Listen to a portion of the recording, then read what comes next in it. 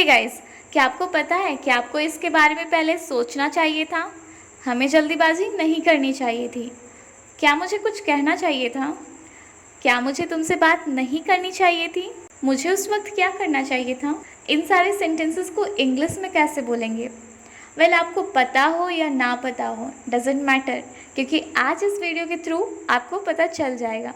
तो चलिए देखते हैं इन सारे सेंटेंसेस को हम इंग्लिश में कैसे कन्वर्ट करते हैं। सो गाइज, इन सारे सेंटेंसेस को इंग्लिश में कन्वर्ट करने के लिए हमें एक छोटा सा ग्रामर के रूल का यूज़ करना पड़ेगा, जो कि है यूज़ ऑफ शुड हैव।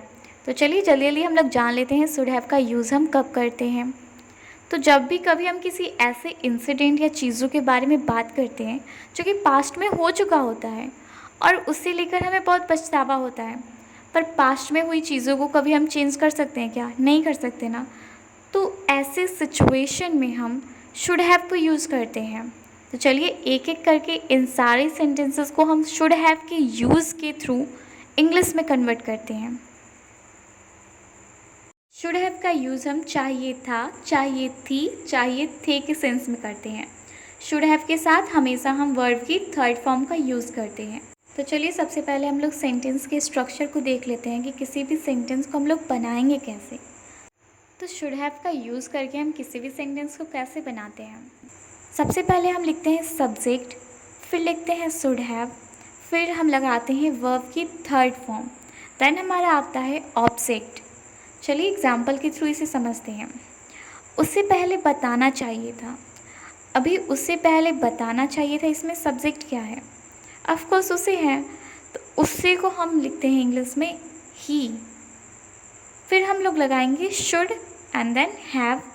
और बताना, किसी को कोई चीज़ बताना, इंग्लिश में क्या बोलेंगे? उसे टेल बोलेंगे। टेल की थर्ड फॉर्म क्या होती है? टोल्ड होता है। तो यहाँ हम वर्ब की थर्ड फॉर्म टोल्ड यूज़ करेंगे। और पहले बताना चाहिए था, earlier, he should have told earlier. Next example हो सकता है आपको कॉल करना चाहिए था, यू शुड हैव कॉल्ड। हमें एक बार और कोशिश करनी चाहिए थी, we should have tried once more. आपको इसके बारे में पहले सोचना चाहिए था, you should have thought of it before.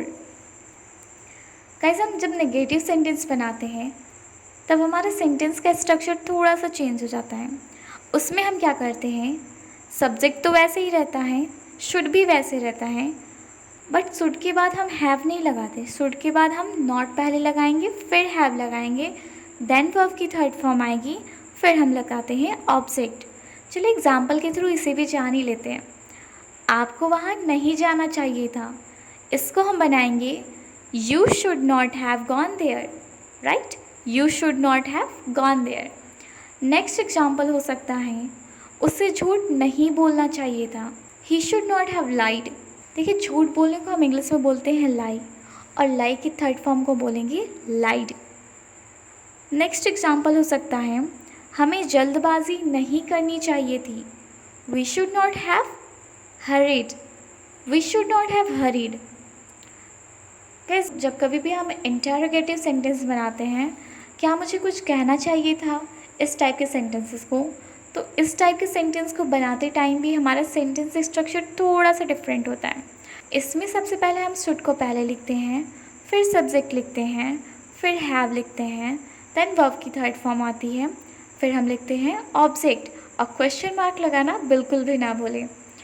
तो चलिए एग्जाम्पल के थ्रू इसको भी समझ लेते हैं। हमारा पहला एग्जाम्पल हो सकता है, क्या मुझे कुछ कहना चाहिए था, should I have said something, should I have said something.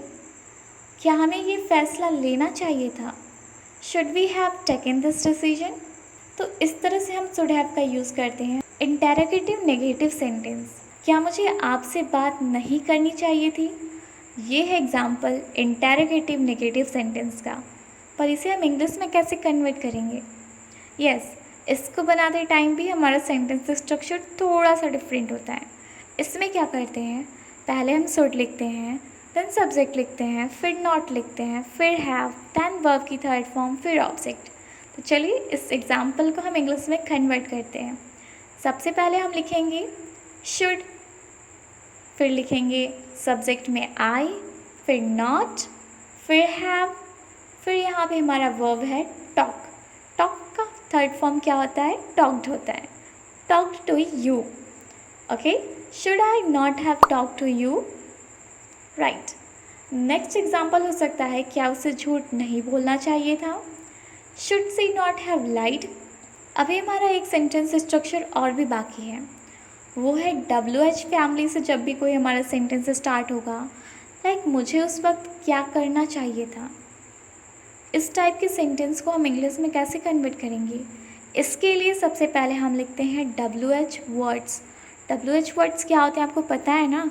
Like what, which, where, this type of words. Okay, so सबसे पहले हम लिखेंगे WH वर्ड्स, फिर लिखेंगे शुड, फिर subject, then have, then verb की third form, then object and yes, question mark बिल्कुल भी नहीं भूलना है। चाहे वो इंटेरोगेटिव सेंटेंस हो, इंटेरोगेटिव नेगेटिव सेंटेंस हो, या फिर WH फैमिली से स्टार्ट हो, इन तीनों सेंटेंसेस में हमें क्वेश्चन मार्क लगाना है। तो चलिए एग्जाम्पल के थ्रू इस सेंटेंस स्ट्रक्चर का भी यूज़ कर ही लेते हैं। मुझे उस वक्त क्या करना चाहिए था? What should I have done at that time?